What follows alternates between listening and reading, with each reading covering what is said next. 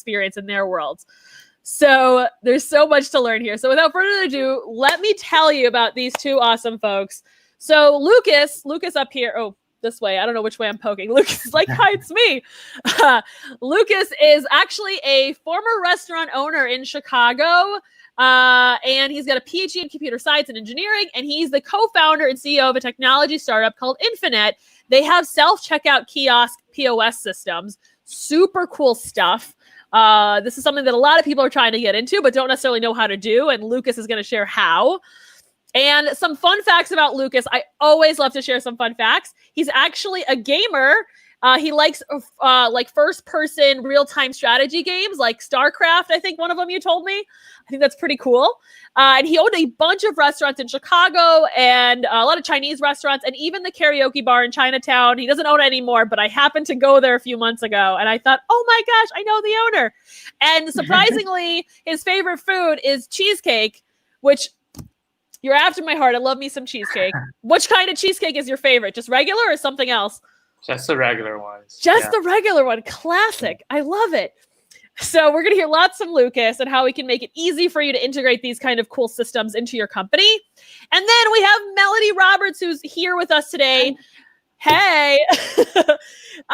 She definitely knows quite a few things about restaurants. She is a leading expert in remote order fulfillment models. So those systems that we have when we can order on the go.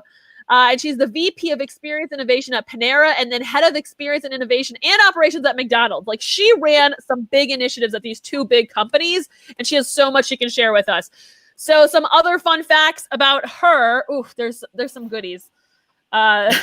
So she studied Russian dance growing up in Colorado. She won a national girl. Is that interesting, right, Lucas? Yeah. Who knew? She studied Russian dance in Colorado. She won a National Girl Scouts photography competition at age 11. And this is so crazy because she worked at McDonald's. She hasn't had a beef hamburger since 1987. What? True that. That's wild. That's so wild. And there's one more really cool thing that we're going to save that she does. She's going to help a lot of people with her current venture, and she's going to share a little bit about that towards the end. So stick around so you can hear all about this thing. It's going to really change the lives of especially women so many women. So I'm excited for her to tell you more about that. So stay tuned till the end. So enough about me talking, introducing these awesome people. Let's dive into it. Melody, you were at McDonald's and you were a part of some very, very major innovations that changed the way that we order food basically forever. You created what we see at restaurants where we can order. Tell us more about how this happened. What did you have to do to build this? How was the experience? What was that like building this? Well, first, let me say no one does anything alone at McDonald's. Sure. So I'm part of a very talented team that started out in incubating in a warehouse in the outskirts of Chicago and eventually encompassed a number of different lead markets all around the world. Then that was just to prove out our new concepts. And then, of course, eventually as things scale, it involves everyone in the company. Sure. But I was introduced to the McDonald's innovation team in 2006 when I was still a consultant at the innovation consultancy IDEO in Silicon Valley. And it was our job at that time to think about how to standardize or how to develop and standardize new operating models that would be more flexible so that they could have a standard model that worked as well in Brazil as it did in France, as it did in the US. And although you may think everything's the same at McDonald's and it's always been exactly that way, in fact, over time, as McDonald's scaled to new markets and tried to localize and optimize for their local customers, they ended up creating a lot of different systems, and it became difficult to understand who was running their restaurants as well as they could. So for anyone out there who is experiencing growth, you know that what worked perfectly in one location sometimes doesn't work at all in the next location. And we were trying to solve problems like that. Wow. And so, yeah. Oh, yeah. Go for it. You said you built the first. I would just. Yeah. Well, what we did, we were given the task of future-proofing the restaurant operating platform. That meant we needed to think about McDonald's in 2020. Here we are. Here we That are. was 2006. But what you built is what's going to help us during Corona. Is that what I'm hearing? Tell us more. Yeah. As a matter of fact, I never dreamed that we would develop self-ordering solutions with off-site, off-premise, out-of-sequence fulfillment so that people could order from home and have their food delivered. Believe me, pandemic was not on the list of things we were anticipating for 2020, but it isn't completely out of the question. We knew that technology usage would rise, that cashless payment would increase in popularity, that menu demands would broaden. People want more and more different choices. So we were designing for the future back in 2006, and luckily we skated to where the hockey puck is today. Wow. Now, from what I understand, you helped. Your name is on a patent for McDonald's. What was that? What was that for? A patent application. Patent. Oh, okay. Patent. That's still Fun pretty story. big. Fun story when you us. innovate. Yeah. Back in 2000, well, we started working on self-ordering using mobile phones in roughly 2006. And the big issue was McDonald's is a well-oiled machine. You change one thing and it can throw everything off. So we had to figure out how we would fulfill mobile orders. It's one thing to have an order created on a device. That's easy. Well, it's not easy, right, Lucas? It's not easy to do it well. But once you've done it, you have to get the order to the customer. And you have to do that without interrupting the flow of the rest of your operations or in any way compromising the experiences of your customers experiencing traditional service. So that was the work we were trying to figure out. How do you introduce mobile ordering into a well-oiled machine without throwing anything off? And we ultimately came up with a solution we called check-in.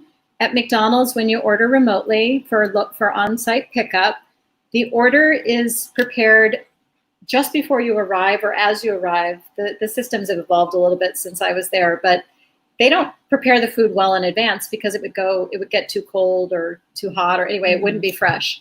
So they prepare it. They're so wired for speed that they prepare it upon arrival. And we had to figure out how to make sure we got the right order to the right customer at the right moment. It's complicated. In the drive-through, at the front counter, or even curbside. And so that was the nature of the innovation, and that was the work we filed for patent around. The thing about patenting, and I do that in my current business, by the time the folks in the patent office read it, which can be 2 or 3 years later, it may not seem as breakthrough as it was. So that's rough. They never granted it, but they should have. They should have. Well, you know what? They missed out. But what you help facilitate is really a streamlined ordering process for people to get their food easily and conveniently. And, like me, I love when my food is warm. That's like the saddest thing for takeout. I'm like, it's already cold. How am I going to enjoy this? So part of the thing, too, is that you had to figure out how these kiosks were actually going to play into the locations of the restaurants, right? How did you figure that out? Is there any stories you can share on that? So for those folks doing self-order kiosk ordering, there are a lot of strategic questions. Who should you encourage to try to use them? Short answer, your regulars. Those are the people who want to put in the effort to learn the system. And the great thing is once you have a critical mass of regulars using your self-order kiosk, they start teaching new customers. They'll turn to them and say, oh, this is so easy. Here, let me show you. So that's the first thing I can tell you definitively. You always want to teach and train and cultivate your regulars using your self-order kiosk. Yeah. Then to make sure that people see that as an option when the lines get long, because as a rule, people will go straight up to a front counter if there's no line. But once there's a line, you may need to staff it so that you can encourage people to peel off. You can offer to take their order at the kiosk or just help them. That's usually in a transitional phase before your kiosk service becomes popular and well adopted. But in both of those scenarios, there's a simple question about where to put it. Where do I put this object? And these days, a lot of people are using the small tablet kiosks, but it could be a big physical box. Mm-hmm. And that's an art, not a science. So I know what fun story you're asking me to tell. So I will tell it. It's a fun story. I think it's cool. I wish there were a photo. it's a real telling thing about the research that we have to do to run our own businesses. And I think your story is adorable for it. Okay. Well, so there's probably a photo, and I should actually hope there isn't. But in the very early days, when we were trying to figure out where to locate the kiosk, we spent a lot of money and had them hardwired. And the first thing you learn once you make that decision with all your wisdom is you were wrong. The very first day you start running operations, you'll find out somehow the placement of that kiosk is too far from this or too close to that, or it's blocking a view, or it's too close to the door, people don't feel safe, or it's too close to the restrooms. People are asking for directions. Honestly, you think you've thought of everything and it's always wrong. So what I learned over the years is they have to be movable.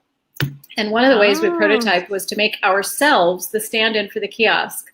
So we did this, we called it body storming design exercise, where I wore a foam core kiosk around my body. Okay. And then I would sort of squat down and be the kiosk, and we would prototype and simulate customer flows, and then I could stand up and walk to the next location if needed. I mean, it sounds silly, but it was fun and funny, and it got the job done. It is important. Yeah. It is.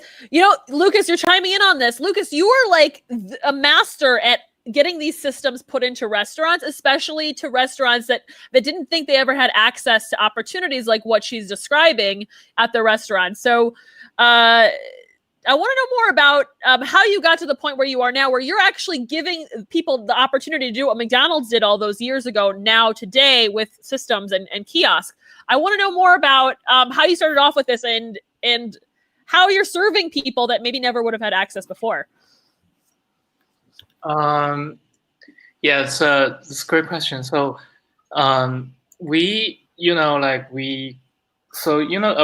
based on our understanding, like we normally live in the Asian countries, and we see like there's a lot of Asian countries start to adopt these solutions, but in the United States, it's a little bit slower. And then after using the self-ordering kiosk in the United States, in the McDonald's, what Melody just designed. Yeah, it feels great, and then we feel like when I was running the restaurants, our friends, they have the eager to put that in their restaurants, but they cannot find a great solution for a size of their restaurants. They always they can find like people trying to serve McDonald's, Taco Bell, or even larger chains.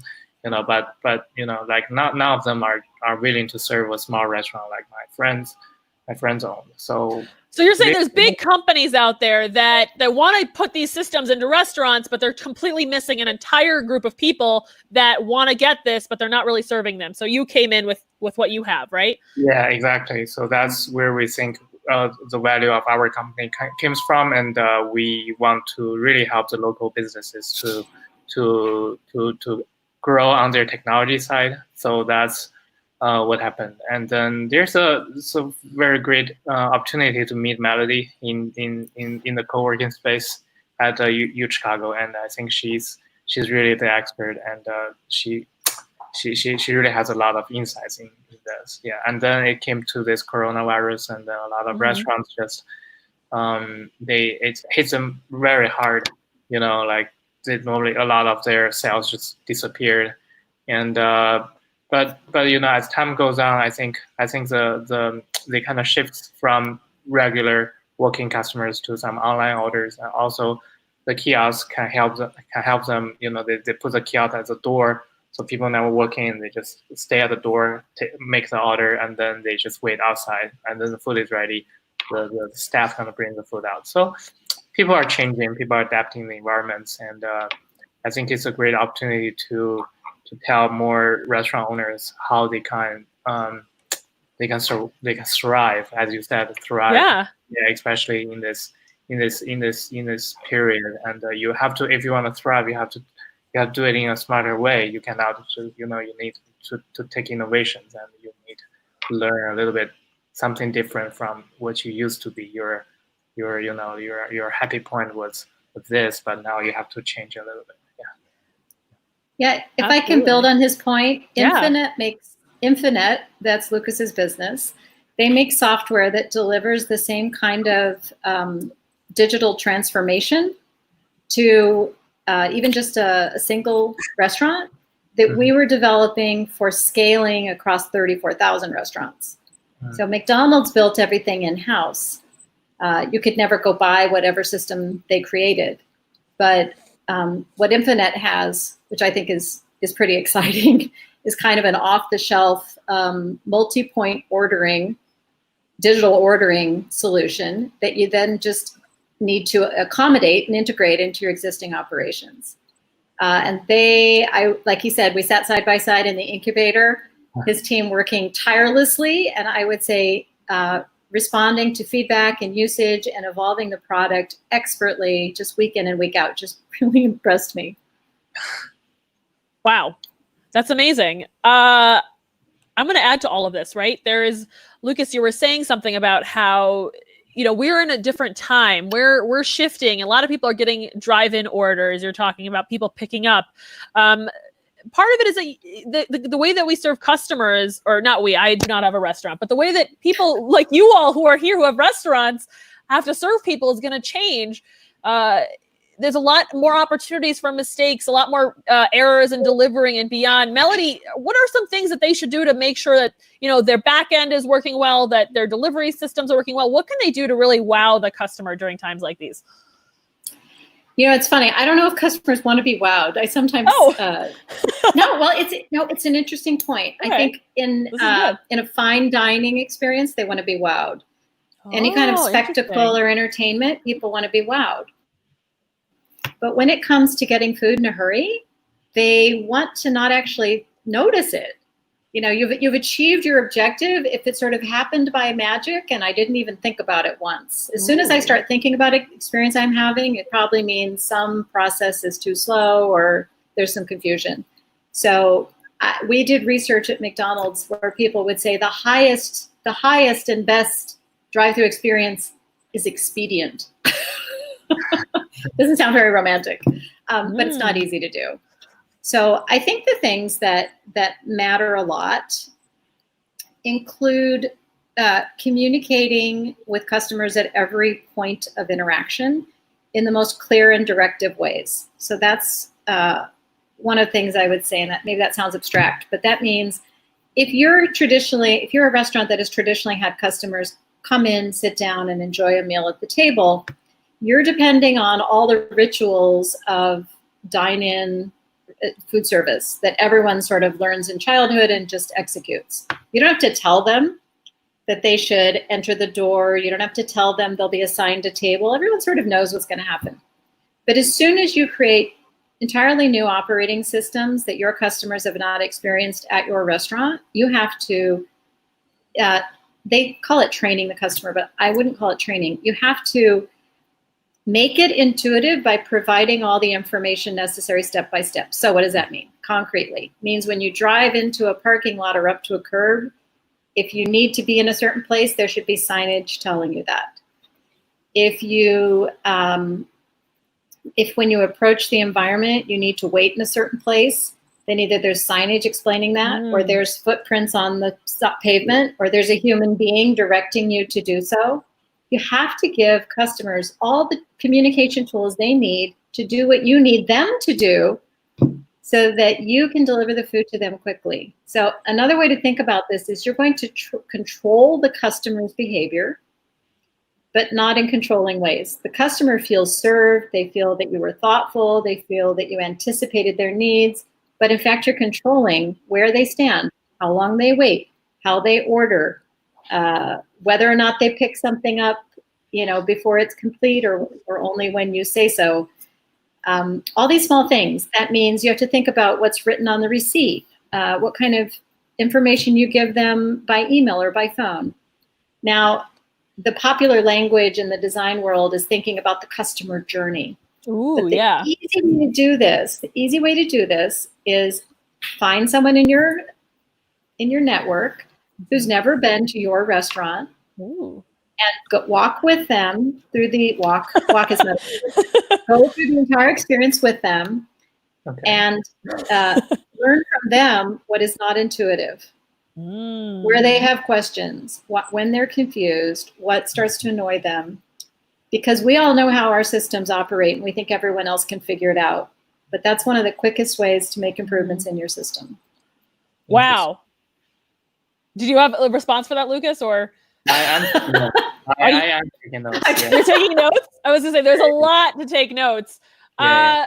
Melanie, what about the experience when it comes to like some of these restaurants might deliver right now? How do we make sure that the delivery is done well and efficient so that everything gets done on time? Is there, a lot of these big companies, these big, the Grubhubs of the world, they have a lot of tracking systems and notifications. Sure. Like, how should they make that system also seamless for, delivery, and to make sure that the food is accurate, it's hot, and all that good stuff that you know better than I do?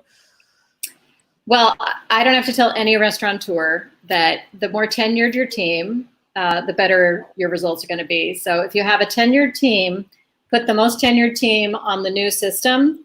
It might be harder for them to make changes. They might resist it more, but because they have so much automaticity with their other parts of the job, they can think about what's new, right? They already know the menu. They may already know some of the regular customers. They're just used to seeing them in the restaurant, not at home. So first thing is I would put people on those kinds of jobs who are already seasoned, even though they might not initially want to do it. The second thing I would say is you can't solve all problems with labor. Of course, you have to have enough of it, but you can't solve all problems with people. You do have to create new habits. So with delivery, there's a handful of things. First of all, do you make a promise for how long it's going to take? If you make the promise, right, then you have to staff to meet the promise. What we found in my various experimentations, that the things that really trip you up are two. Now we just bring it down right down to two. Order routing and assembly, and then arranging to meet with the customer. And I'll start with that one because it may be the easier of the two. You probably have never thought about arranging to meet with a customer. What you've got is a delivery promise time. We said we'd be there by 10 minutes after the hour, and they provided me their address. Okay, those are pieces and parts of the system. But what you want to have happen at 10 minutes after the hour is you arrive at the exact same place and at the exact same time as the customer. So if it's a high-rise building, you want the customer down there at the desk when you arrive, not 5 minutes later. You don't want to be calling them when you arrive. If they're in a complex office or like they're in a residential area, but it's apartment buildings and parking lots and it's very confusing, ideally they meet you somewhere that's really easy for your driver to find. So if you're taking orders by phone and you can work those things out in advance, you should. But the goal, again, is to control your customers' behavior. Get them where they need to be when you're about to arrive. And the simplest thing you can do, you're not going to believe you sat through this webinar just to hear me say this, it's call them 2 or 3 minutes ahead. Hi, I'm 2 or 3 minutes away. I'm going to be meeting you at the lobby. See you there.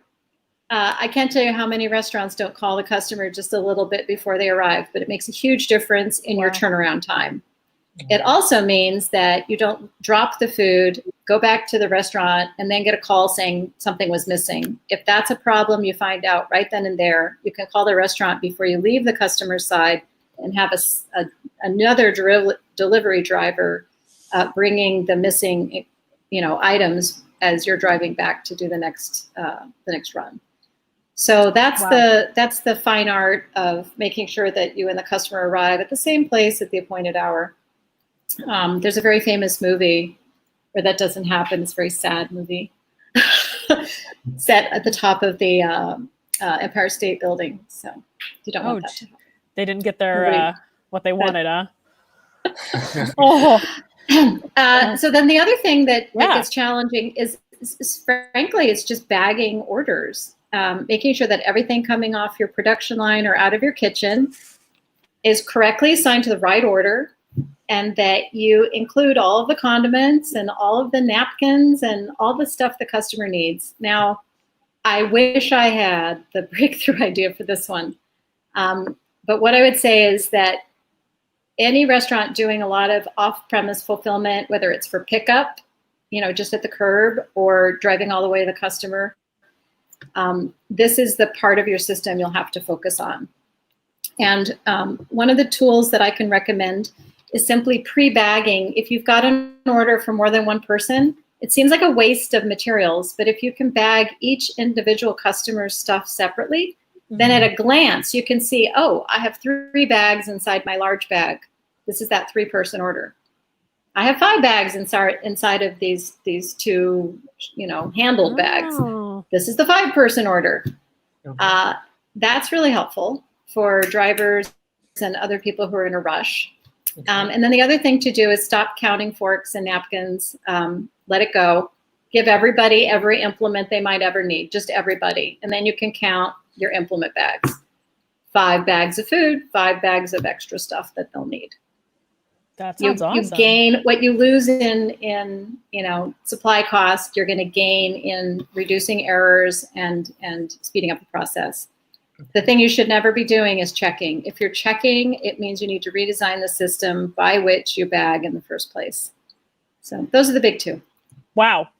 That's a lot of insight. Lucas, has this been your experience too? Getting a lot of these, does this sound familiar to you? Or you're like, I see you're like, yeah, it is. It's very familiar, it's bagging is a huge problem for a lot of restaurants.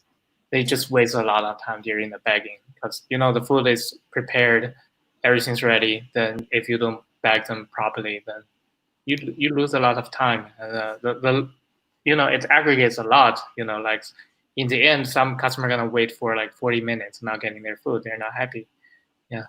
It's big. And everything you're saying, Melody, it's time is money, right? Like if you have to recount, if you have to recheck, or it's interesting. Like I guess I watched that movie, The Founder, about how McDonald's operated, but the reality is like all the systems in place, like the more organized you are, the better. And it sounds like, so I think those are some great hacks of get all those utensils and all that goodies put together. I know I hate it when I'm like, oh, they didn't give me any silverware, or like when they're late, or, they overpromise something. It makes a huge difference. And it's a difference between me coming back and me maybe not coming back.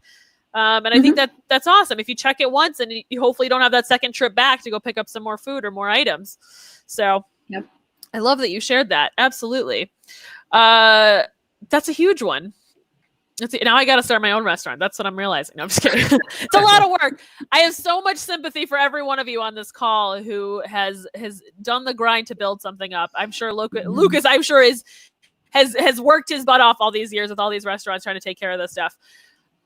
The other thing I want to say too, that I want to ask about is Melody, you said this earlier. You said that, I said something about being a fabulous experience or something wonderful. And you said, what? A wow. A wow. Yes, a wow.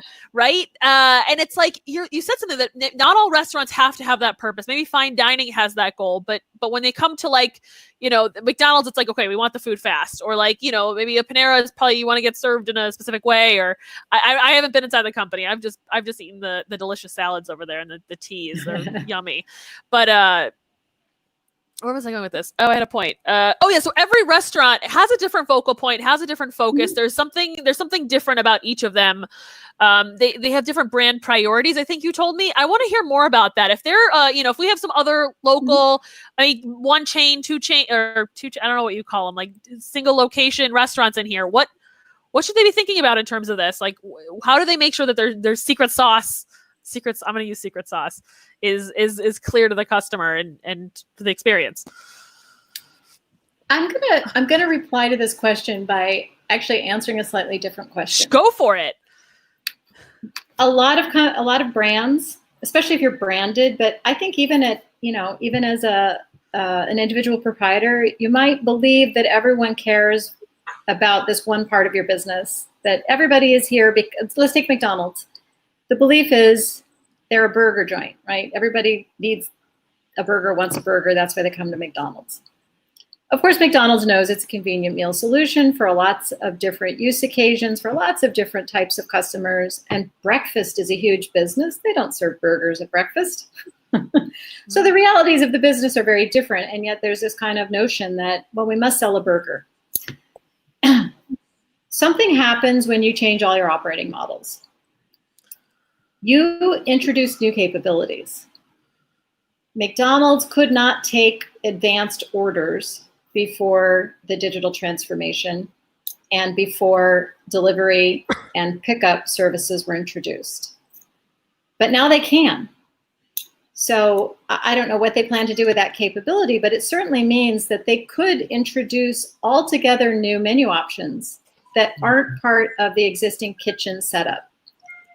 And if McDonald's can change their menu because of these new capabilities, so can all of you, because they've got maybe the most difficult system to change or tweak in any regard. So this is the best possible opportunity. It's the best time to say, hey, we're a dinner restaurant. Well, maybe you could also do breakfast. Now that you've got these capabilities to order, for your customers to order remotely and for you to deliver to them, maybe you were never on the path, on the way to, maybe you were not on a commuter path, so nobody ever came by at breakfast time. But if you're going to them, you can introduce breakfast. You can come to them at breakfast time. So I think once you've got digital ordering and you've got a new way to interact with customers, it's a perfect time to go back and ask what problems you're solving through food. If you have hearty eaters, if your restaurant serves people who just like to eat a lot of food, can you do parties? Can you do picnics? Yeah. Can you do 7 meals for the week that you pre-prepare and bundle up that they can freeze? Like, what can you do? If they're going to make the trip to your restaurant when they don't really want to be leaving the home at all, can they get 7 meals instead of 1 out of that trip? So it's about thinking differently about what needs you're solving now that you have new capabilities and now that your customers' daily life and habits have been altered. Absolutely. There's a lot there. Lucas, I see you nodding. I'm like, yeah. Someone might be in this audience that was is a restaurant owner like you or Lucas, who's like, Melody, you're a genius, but like this is like, I'm just one person or I'm just one team. How do I do this? How can, you've talked about all these big systems at McDonald's, how a small business or a small restaurant group can actually pull this off sounds really tricky, but here Lucas is, and he's got a tool that might, seem like, out of reach, but is actually maybe much more reachable. Lucas, you're helping folks who maybe didn't think that they had access to what Melody is teaching us right here. I want to hear a little bit more about that, especially how restaurants are really thriving during all of this COVID. You've got some tools that are going to help people execute on what Melody's describing. How are you doing this? Okay, so the biggest improvement for what we've been doing besides kiosks during the COVID-19 is to really construct their website. This is very important for the restaurant owners because if you license your third party, your online ordering to a third party, they take commissions. Oh yeah. And, restaurant business are thin on their margin, and then if you just license everything out to the third party, then you seem to have improved sales, but when it comes to profitability, you don't see any, because you do need hire people to prepare those food, and then actually you give the profit to the third party. So during the COVID, one of the really successful business that really sustained the COVID is we help them to create their own website. Wow. Which includes not just online ordering. It also includes the delivery service. So they have actually, they have extra staff. Normally they work in the kitchen, but they don't expecting so many orders during the COVID. So that staff turns into a driver. So they start to do the delivery service on their own. And they tried for almost a month, and it gives them a significant result, like with their own operating online ordering services, and then they got a lot of traction on their website, and then now they can see their website become a very, very, very powerful tool for marketing, because you get tractions on your own, you get food traffic on your website, then you can market your stuff to your restaurants. For example, they open a new location, they blast it out on their website. So they not only having their own ordering channel, they have their own marketing channel at the same time. So that's a great thing we discovered, which is for the small restaurants, because you don't have like the big brandings at McDonald's, you need to build your online presence so that you can actually, and it actually works. Even though it seems like, hey, I built a website. Who's gonna visit my website? Who's gonna visit? I'm not confident. Actually, you just put it on the Google. You put it on the Yelp. You put some stickers on your tables. Put everything on your napkins. Your customer gonna visit, and then you run some promotions on your own website. Say you order on our own website, you get 10% off. Which is normally the commission you pay the third party. Now you just give it to your own customer as a benefit. So I love it really those. helps them it really helps them on their own website. The only problem of doing such add-on is, as Melody said, it's not like seamlessly integrated into your operating models. For example, if you use the website service, it actually, when you got a new order, it sends you an email instead of send it to the kitchen printer, which is a headache for a lot of restaurant owners. They need that order to go to the kitchen. Don't send it to my email. Don't send it to my mailbox. It doesn't work. So, so they need to, there are some tweaks. You can check our previous webinars and you can see like how you can make seamlessly pipeline that orders from your website to your kitchen. So that's very important. Make sure you have that if you really want to build your website. And it's pretty much everything's free when it comes to website, because it's not like it's a good deal. yeah. It's not, it's a technology from 20 years ago, and throughout those 20 years of development, those components, like restaurant components, has already become a core for a lot of website providers. All you need to do is upload your menu, make sure it layouts nicely so that your customers don't miss ordering anything on your website, and then you're ready to go. It's amazing. When you spend some time in there, you see like how amazing it is. Even though it's not like McDonald's, everything's built up for you. But it definitely worth your time to check it out. Yeah. Wow. Mm-hmm. Wow. So from what I'm hearing, you make it easy for them to really, if they wanted to take those out of orders from those other companies, they should not be named. I know lots of restaurateurs are like, yay, but nay about it. But if they want to get those orders, you have a way to make it really kind of easy for them so that they don't have to be Melody to be able to figure it out. Yeah. Yeah, I hope Melody is there to figure it out for them. Do we want to know more? Like, what's Lucas? I'm sure you've had lots of questions that you're like, you were sitting next to her, right? And she's done the things for all these big companies. What have you always wanted to know from her? What do you think that we should know from her? So I have a question from my restaurant friends. Sure. Yeah. So they wanna know. They wanna track their order times. Say if I got an order, and then they're not they're using papers. They're using papers. Mm-hmm. Sometimes it feels like, hey, some consumer complain about, hey, my order takes too long. The owner want to track this data. How is there a good way to track it? Just whatever they could as an improvement. I know there are definitely some complex kitchen systems, but is there any suggestions, like an easy thing they can do to really improve their kitchen? Yeah. You've got me brainstorming on the fly, because I definitely have worked at places where this was all automated or semi-automated. So believe it or not, at McDonald's, it's still it's only semi-automated. In other words, the order time starts when the customer starts talking and the first button is pressed on the cash register. So if I'm taking your order and you say, I'd like a Big Mac, and I press that button, that's when the order time starts. Ooh. But it doesn't end until somebody on the production line basically bumps it off another screen. So it's 2 finger presses at either end. There are computers in the middle, but there's still human hands. And so anytime you start timing things in your system, you're creating incentives for your workers that you have to think about.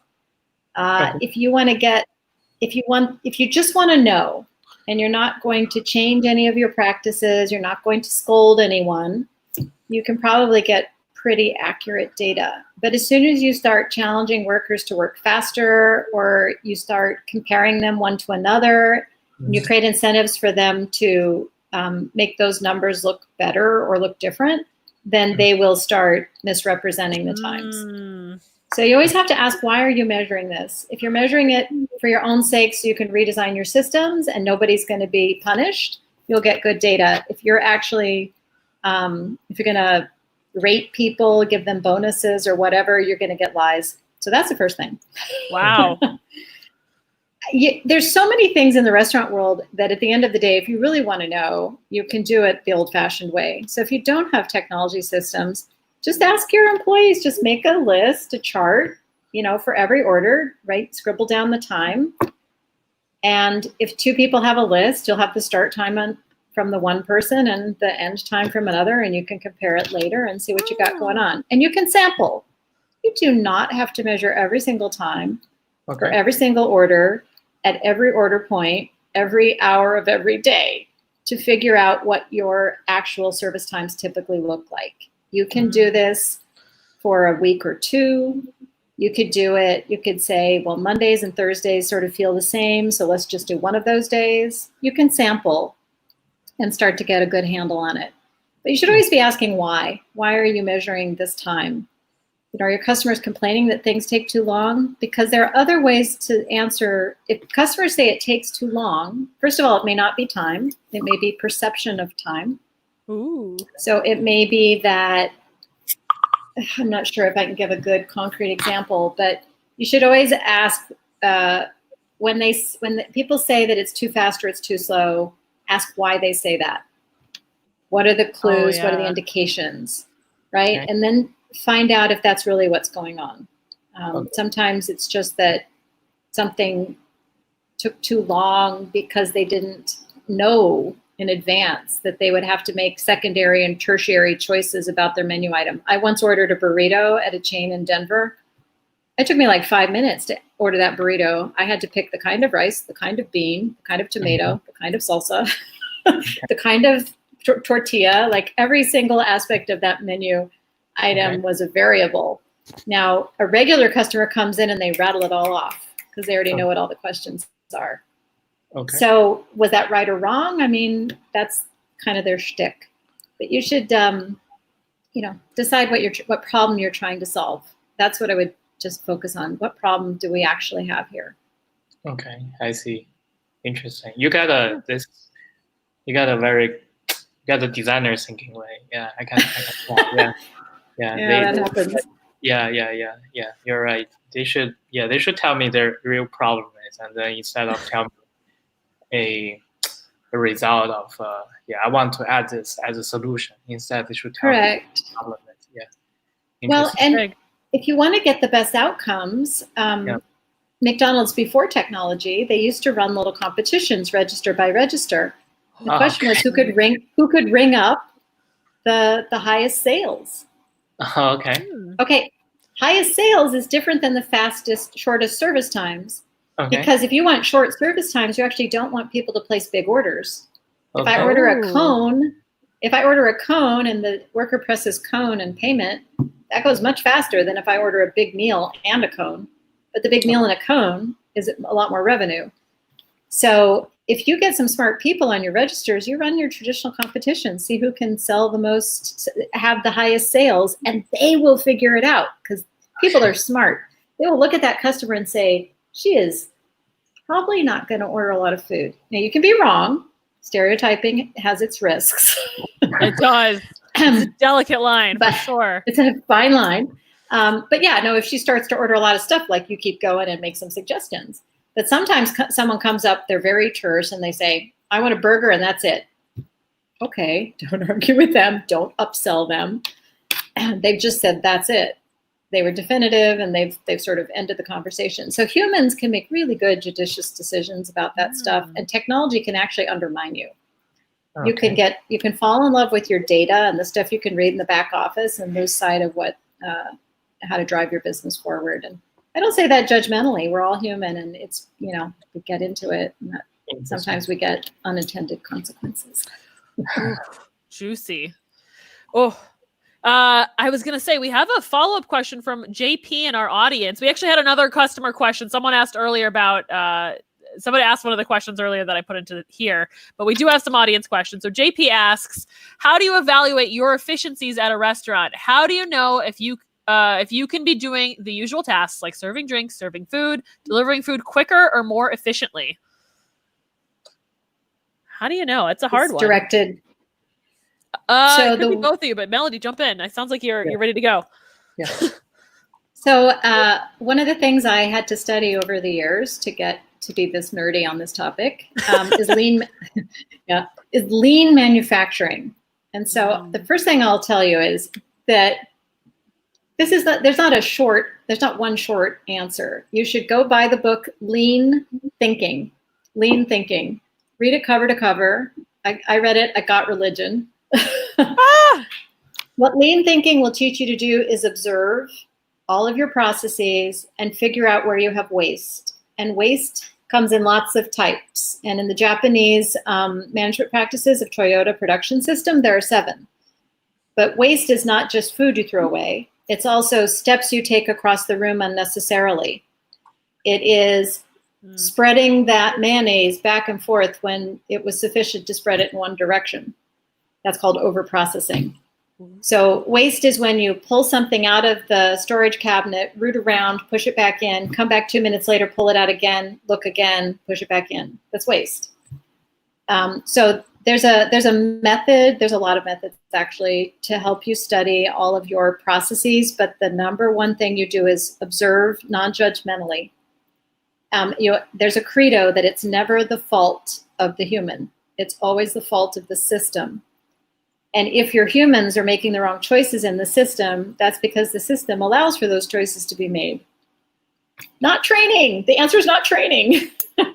Of course, that's an idealistic point of view, but it starts with observation, and I recommend the book, Lean Thinking. Lean thinking. Is that related to the lean startup, or is that different?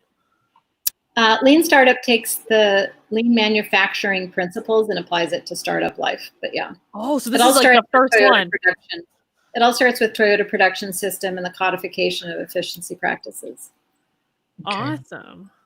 Yeah. Awesome. And if you're really nerdy, you can learn a bunch of new Japanese words too. It's cool. Oh, interesting. Cool. Lucas, did you have a follow-up there? Or did JP, if you had any follow-ups in the audience or anybody else has a follow-up from the audience, we totally are taking your questions too. There's a lot there.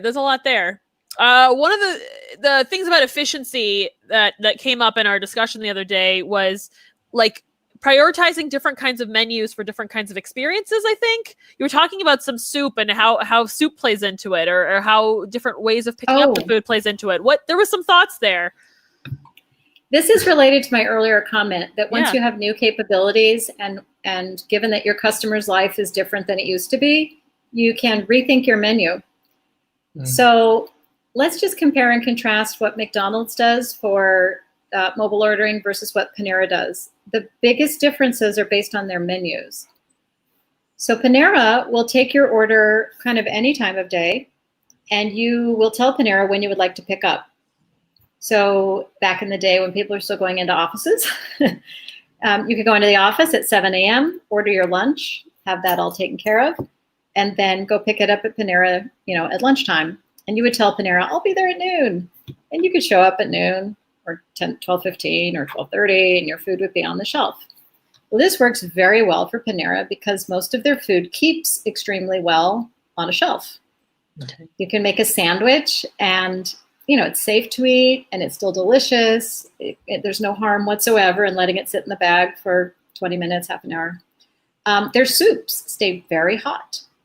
Huh. So those are excellent menu choices that they just, luckily that already was their menu. So when they decided to introduce new conveniences like their rapid pickup solution, it works really well with their menu. And they have quite a lot of grace period between the time you say you're going to show up and the time you actually show up. So when you go back to controlling the customer, you don't need to control the customer very tightly.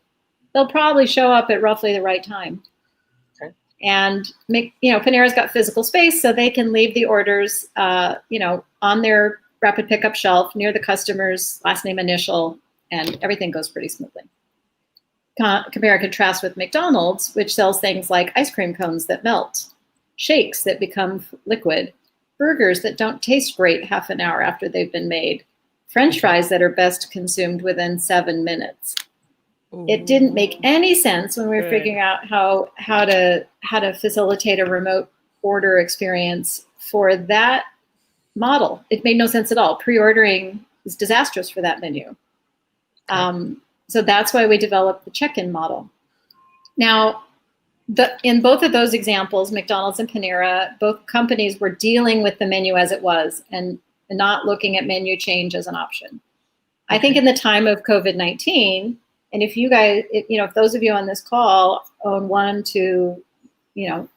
restaurant or just a handful of restaurants, you have quite a bit more autonomy and leeway. And so if you're going to try rapid pickup, if you'd like to emulate the Panera model, just make sure that your food keeps. And if you have things on your menu that people love to order, but they don't keep well, you'll have to decide if you allow those to be pre-ordered, if you use a hybrid model where you can prepare most of their food in advance, but they still have to wait for that kind of item. I think people are going to be forgiving and tolerant right now because everyone knows this is not a perfect situation. But my point is just this: question your own menu. You may have taken that as a given for a very long time, but you have the freedom to change it now and make it work with your new operating models. Okay. Wow. Lucas, did you have some thoughts on that or some other tips that you might want to share? Yeah, so someone asked me talk about because they're interested in someone talked to me in private. I don't know who that is, but they want me to talk about the contactless payment in Asia. Because they heard me grow up in Asia. Yeah, so Asia the payment, everything's being integrated into the phone. So if you really don't want to take your wallet, for example, when I go back in summer, I go out running. I know I'll get thirsty after I run, but I don't want to carry a water bottle while I was running. So I plan to buy something. So I just grab my phone because I can enjoy my music, and then afterwards I can pay with my phone. And then it's pretty convenient everywhere now in the Asian countries. So I think it's why it's a big improvement in Asia is because the Asian credit card system is not as robust as America. Yeah, and since they've been putting a lot of effort to develop the credit card system, it's not gonna be a easy switch from credit card to the mobile payment all of a sudden, But I think in the future it's definitely gonna change.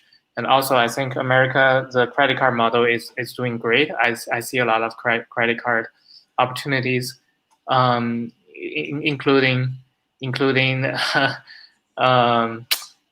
all those shopping centers, they can issue their own credit card. The Uber, they can issue their own credit card, and all the credit cards has a lot of benefits. So I think it's also great. It's a great. I think maybe some restaurants can team up with a restaurant credit card for the customers, something like that. I think could be potentially very helpful. Yeah, instead of focusing on adapt Asians contactless payment. There's gonna be a lot of opportunity in America with this credit card system. So I know from my global work that this is regionally specific and it's very slow moving in the US. For better or for worse, just restaurateurs out there need to realize you're just going to have to handle cash and credit and debit and this kind of thing for some time to come. So I see this question about high-end restaurants and how they can take advantage of InfiNet service, Lucas. Which one? Juan is asking about InfiNet for high-end restaurants. Yeah. Because they're high. Do you have table delivery feature functionality? Oh, okay. For example? Unfortunately, no, because at this moment we don't. We focus on the quick service food restaurants. For the high end, okay. For the high end restaurant, we do thought about some possibilities we can deliver for the high end restaurants. I think for high end restaurants, they value different things. You know, like for quick service restaurants, they want everything go quick. They don't want to wait. They don't want a line, and they want improved of efficiency. For high end, they kind of want a more like an experience. I think for high end restaurants, the most valuable technology add-on is one is a waiting system. Like like you have a line out there. You want to have some technology so that you can make sure you coordinate your lines, or the reservation system, so that you don't like disappoint your customer when they arrive. When you tell them to arrive at 3 p.m. there is a table, then you have to make sure you have that. So I think that's very important, a reservation system or a waiting system, and also a great loyalty program. I think because people want that kind of feeling. Like I like the best high-end restaurant, like they normally train their customers to memorize what their customer look like so that they can have a special feelings. And also, for the high-end restaurants, their waiters are more professional. They dress up more professionally, and also they serve more professionally. And then the only thing they do is serve. And also it's more like a salesperson. And I think training is very important. And also it's so that any technology that can help that person is great. I think something that can help them to improve the customer experience overall, especially how they interact with their customers are very important. If you want to switch that into technology, I think you might want to add something like a robotic services, so that people, like instead of you have a human being like normally serve you the food and stuff like that. Now you can have like more like it's so cool.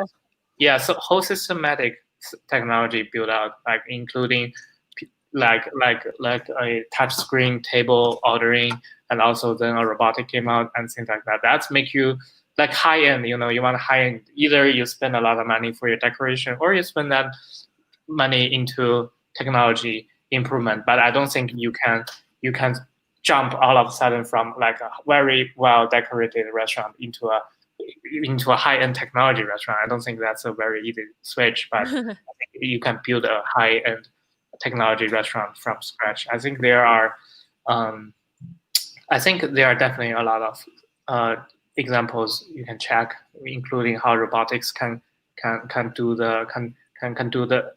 for the bartenders, how the robotic can do the juice, do the cocktails and things like that. I think that's worth investment, and that will definitely make your restaurant a high-end technology restaurant.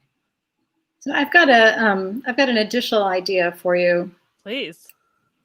It's not about having high technology or technology sometimes. It's just about thinking about how you use the technology you already have. So in a high-end restaurant, you go back to this expedience notion from drive-through. In drive-through, it's truly transactional. It's a retail experience. You're picking something up at a store. That's the language we use. Okay. In fine dining is really modeled after, sort of the staffed service of the wealthy, right? I mean, if you've ever watched Downton Abbey, they're having a fine dining experience. They go and sit down in their beautiful dining room, and the servants come and they bring the plates and they lay them out. And that's more the feeling that traditionally fine dining is meant to give you. Well, one of the things that doesn't happen in that is the handling of money. So one thing you can do without changing any technology is, again, change your pricing and your menu model so that you, for example, when you book people, you can have them prepay for a kind of a dining experience that they're willing to enjoy. That way, they don't have to think all through the meal or when they're ordering, can I afford this? Am I spending too much? Is that what I want? I'd really rather have this, but it's $2 more, it's $10 more. So it takes away some of the stress of the decision-making and some of the self-abnegation that comes in when you're managing your money at the same time that you're whetting your appetite. And then, of course, it eliminates that at the end. Once the meal is over and the plates are removed, you can socialize, then you can leave. Perfect. So you can it's technology in that it's, you would probably do this with an online payment. But the real innovation there is creating some kind of dining experience that's prefixed where the price is determined and the range of choices is finite. But Love within that, your customer has a lot of flexibility. Interesting. Yeah. As an eater myself, I do not like to make choices. Anytime I go on a date, they look at me, they're like, just pick already. So I love that. Lucas, you had a follow-up to that before we close in a little bit? Oh yeah, a little bit more. I remember there is a fine dining restaurants. They create their own apps. So the apps are not actually like for fine dining. Like you have apps, but it's totally different from the apps from McDonald's. They focus different focus. McDonald's focus on the features, like customer easy usability.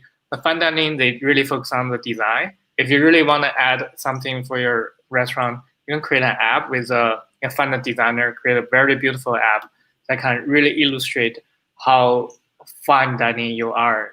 For example, your dishes. I remember the app that I checked out was for a sushi shop. It's just break down the sushi, into the fishes, into the rice and stuff like that. And it's easy. It's not like there's no feature. It's totally purely design, and it's tailored for that restaurant particularly. It's not something that you download randomly, but it really give you like improved images as a fine dining restaurant. Of course, you can add features in there too, but but I think more importantly is it's a design. Yeah, the storytelling and the showcasing. The fine food. Yeah. I love that. That's cool. This is some juicy insight here. I want to go to whatever restaurant you just designed together. So it sounds delicious and fabulous. Before we close and before we hear a little bit more about what you both are working on right now, what is there any last things you want to make sure that there might be some chats in here. Any last things you want to hear that you want to share with this audience? There's a lot of different people in the house from different types of restaurants and different parts of the industry. What are some last tips before I ask you to share more about your ventures that you can share with them? Any closing things? I would simply say, make sure you talk to your customers regularly. And that sounds so trite, but make it a point, at least, said, I don't know what kind of frequency, but make it a point to pull someone aside now and then and just ask them how it went, what they experienced, if anything could have been better, if any mistakes were made. Just keep learning, because this is a big period of transition. And like I said before, I think people are more maybe accommodating and understanding than they would have been in the past. If your slip is showing, it's okay. Everybody's slip is showing. But yeah, make sure just to keep talking to other people and learning from them. Wow. That's awesome. Lucas, is there some other closing thoughts before we have you plug your amazing innovations, both of you? Any other things you want them to know? I think I talked a lot. I don't have extra things to say. I love it. I think everybody have a lot I personally took a lot of notes from Melody, and I think a lot of that actually help our product design too. A lot of the logics. Melody is a great designer, and she knows how to really dig out the problems, find out the problem, and then we're just good at create some kind of technology solve it. But the real thing is but we need to figure out what the problem is, and then we figure out the way to do it. Lucas, give yourself credit.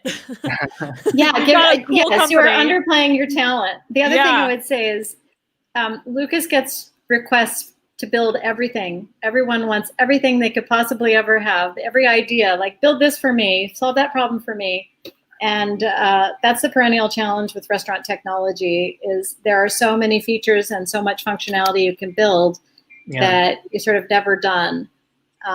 But the most important things the most important things are those things that help your workers and help your customer. And then the data gathering and that sort of thing, it's important, it's valuable, it happens over time. Okay. But yeah, it's a journey. You start out with something imperfect, it's still better than nothing. Okay. That's beautiful. Yeah. I'm going to echo something that Lucas said, Melody, because you are a star. You've done a lot of cool stuff in your career. Lucas was calling out some of your skills, and this is how we kind of boiled it down the other day, which boiling down what you do. I mean, that's not something I want to do on a regular basis because there's so much and it's awesome, but it sounds like your superpower is rewiring any system for the needs and behaviors of the customers and workers, kind of what you just said. And you did that, right? That's what it is, right? Yep. You did that with the restaurants. You did that at Panera. You did that at McDonald's. You probably did that when you were doing innovation consulting. But yet you have those skills, and you are taking those skills that you took from the restaurant world and applying them to something totally different, but something totally needed that's going to solve a big world problem. Tell us about your current venture right now, because there's people in here who might need your thing at some point soon. My thing and my services. So yes. I'm working in a startup. I've co-founded a startup with the goal of making pelvic floor fitness easier and more convenient. So if pelvic floor fitness were a restaurant, it would be a QSR. What is pelvic floor fitness? You're asking yourself. So men and women alike have a set of muscles that sits just above the pelvic floor, or just below the pelvic floor, and essentially holds up some of those organs that are soft, including the bladder. And as we age, or in the case of women, when we go through childbirth, very often that pelvic floor weakens. And sometimes the urethra hangs open and you can leak pee. So I've gone from restaurants to incontinence.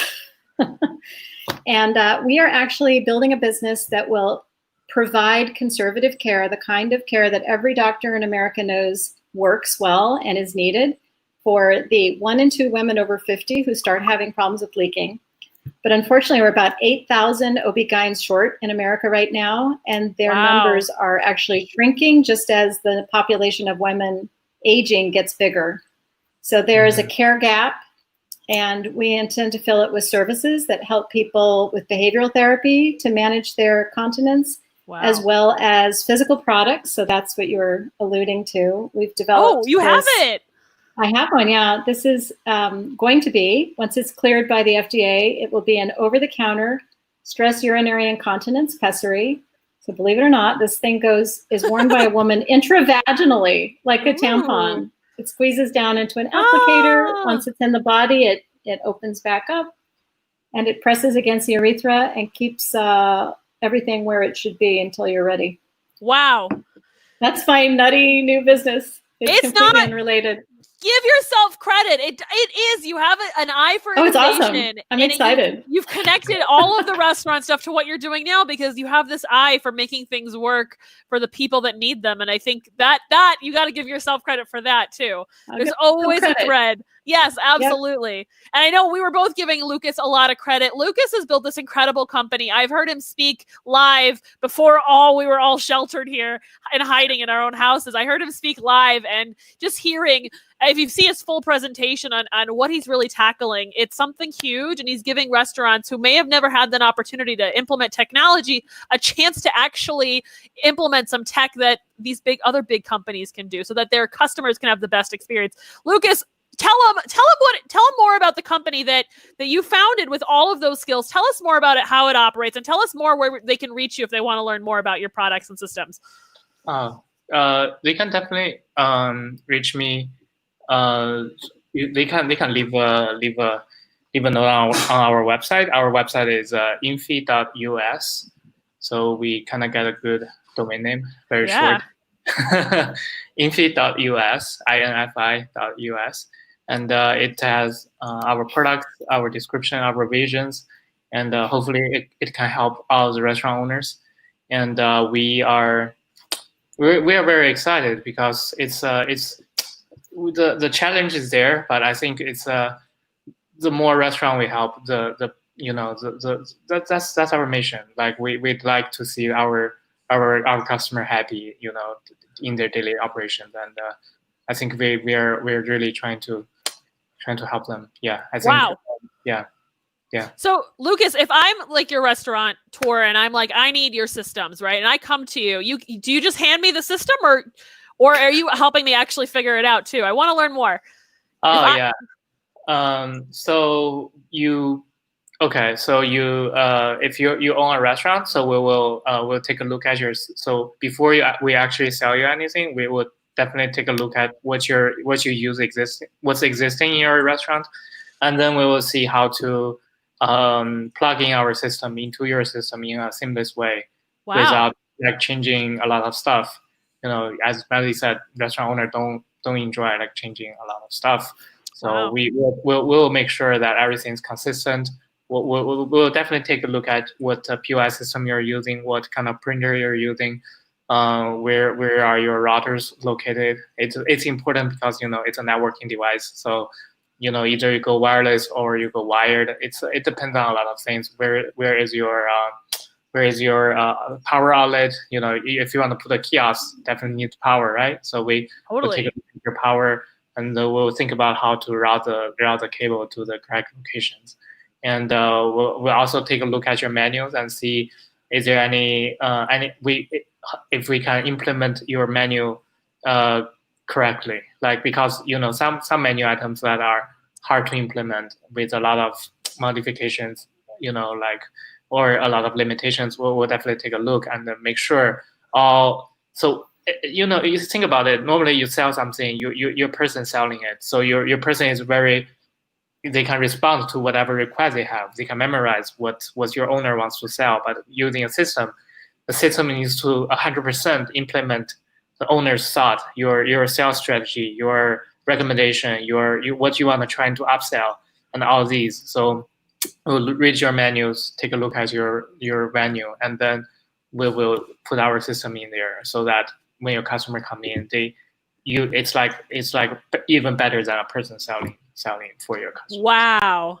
Yeah. Wow. What I'm hearing is that even if somebody today is like, I'm not sure where to go with this, I'm inspired by what Melody says, but there's a software and I want to use it, but I have no idea what to do, is that when they do call you and they reach out to you, you've got a way to really help them based on where they are in this process. So they don't have to feel overwhelmed building all this out, is that they have someone who's an expert, Lucas, you or your team, to like make this as an easy process as possible so that ultimately you can make clients happy. And when clients are happy, business owners' wallets are happy. And This is where you get to the 10x your restaurant business, right? Yeah, it is. It's very important. It's not like you go to a website and you click a buy button and then you get something shipped to your house.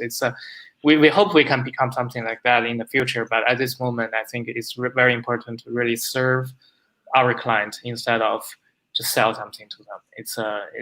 Everybody's trying to sell something to a restaurant owner, but they need to be served. That's very important. Yes. Service is important to people who are in the service business, and you are serving them. You're giving them a taste of what they hope to do for their community as well. I love that. Yeah. That is absolutely amazing. I want to make sure we're getting close to time here. Before we wrap, if you are in the chat and you can share, I always like to ask, what's one word, and I'm going to ask you two this also, what's one word to describe how you're feeling after hearing from these two beasts of amazing speakers on restaurants and payment systems and beyond? I want to know a word. So describing word. Are you excited? Are you curious? Are you optimistic? I would love to know it. I want you two to think of yours. We're going to see what we have in the chat. JP said enlighted. Enlighted. And then we have Anson is hungry. Melody says yay. I love it. We got a lot of options. What about, I heard a yeah. Someone put in a yeah in the chat. I love that. What about you two? How are you feeling after sharing all this insight with a bunch of people who needed to hear you today? I feel like I really enjoy the time like sharing our moments, like because me and Melody really talk a lot on this strong experience, and I think this opportunity. Thank you, Asen and Shelly, really put up this together so that we can really share something to our future friends, so that it's a like restaurant owners, they are entrepreneurs too, and they're entrepreneurs too, and then they kind of running a small factory from raw to a product, and it's very difficult, and we, like we wanna like thank you for this moment, and like I really cherish this moment, and after maybe 10 years, when I think back, I really, it's a great memory for me. Wow. Yeah. That's beautiful. So you're creating memories here. I love that. Is there a closing word? I know that was a lot of really good words. I loved it. Melody, is there a closing word as of how you're feeling right now? I'm sitting in my home many hours a day working on my startup. And the word for me today is re-energized. Re-energized. It's just really fun to talk about these issues, to imagine what people on the call are going to go out and do in their restaurants. And I know that when you enlist your team members, when you enlist your waiters and your kitchen staff and your managers to make things better, people love to make things better. They won't agree on how. So you have to set some objective measures of success. But I just remember how much fun it was to get everyone involved, rolling up their sleeves and improving things. And so on your behalf, but even for myself, I'm re-energized. I love Good that. times. I love that. We have some really good thoughts here. I am grateful that I got to share this all with you. I've learned a lot today, and I know people in the chat have learned a lot today. I always want to remind everybody, this is not my quote, but it's something that I use for my social media world. But it's about providing, it's not about, we say social media is not about your business, it's about the people. If you provide for the people will provide for you.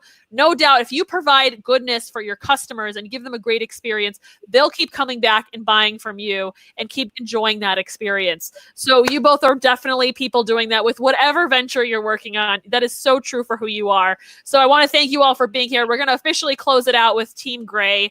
And you both can connect with these two online. They're all over the web. So follow them online. Yes, absolutely.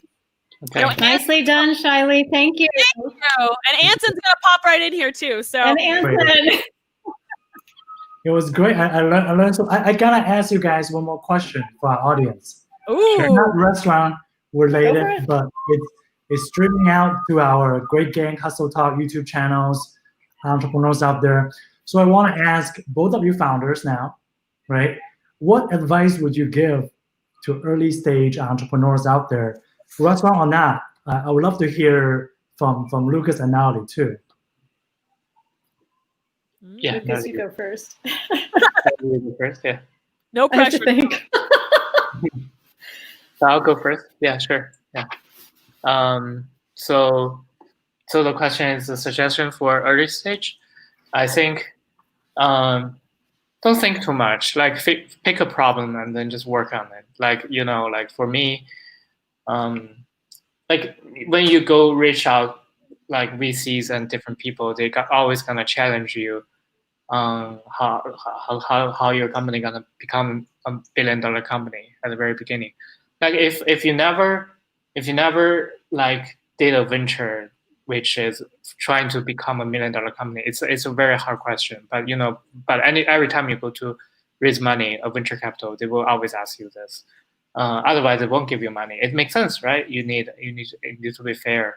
But I think if in early stage, just stick with the problem you're trying to solve and create a prototype as great as possible, and then launch it into the market, and then the market gonna correct your product, and then you see how large your market is, and you will figure out your company will become $1 billion company. But before that, don't get disappointed when somebody just keep challenging you. Your product, there's something wrong with this, something wrong with that. There's always going to be something wrong, like all over the places. Even though it's still a lot of problems needs to be improved. But I think just keep it up. I think keep that motivation, keep that passion. It's very important. Otherwise, if you lose your passion, then it's you lose everything, because you don't have a lot of things at the beginning, right? We're not like billionaires. We have a lot of people like working for us, right? Yeah. Keep grinding. I like that. Yeah, that makes sense. Thanks for sharing. Yeah. Natalie, what do you think, Natalie? What I would say is that you have to be coachable. And this coming from a former corporate executive, I didn't expect that the highest compliment I would get as a startup founder is Coachable? People telling me I'm coachable. Okay. You know, let me tell you, in a corporation, you get lots of advice, feedback, you get measured and judged and evaluated. And that school of hard knocks is essential for becoming a startup founder, because nobody knows everything they need to know to start any business. Absolutely nobody. And half the time, the things you think are important are not. You know, this notion of pivoting is real. You go in there thinking it's one thing and it's kind of another. Or pandemic comes along and you have to get creative with the sequence you plan to roll things out in, or the strategies that you think are high priority. So you have to be flexible, and into that you have to be coachable. Take good advice from other people, actively solicit lots of good advice, critique. Like Lucas says, don't let it get you down. So it's this weird combination of being persistent and optimistic without being stubborn. Yeah. And rigid. Yeah, you're right. Yeah. Yeah, exactly. What I'm saying is, when people challenge you, you have to think about it. They challenge you for a reason. They're not trying to disappoint you. They're trying to coach you. That's what Matt is saying. Yeah. If someone question your business, you have to think about it and then figure out why. And if maybe that's a real problem, they're really trying to help you, and then you have to figure that out. Yeah. Right. Always be grinding, always be learning. Yep. Yeah. Fantastic. So the learning curve is intense. Yeah. Absolutely. So for this webinar, just a reminder, it's going to be on discovergreat.com for recording, and also going to be a YouTube channel, Great Gang Hustle Talk. So if you guys want to revisit this or share with friends, you can always go back to the site. Thank you so much for joining us. Yes. Good to have everybody it's been a here. privilege. Thank you.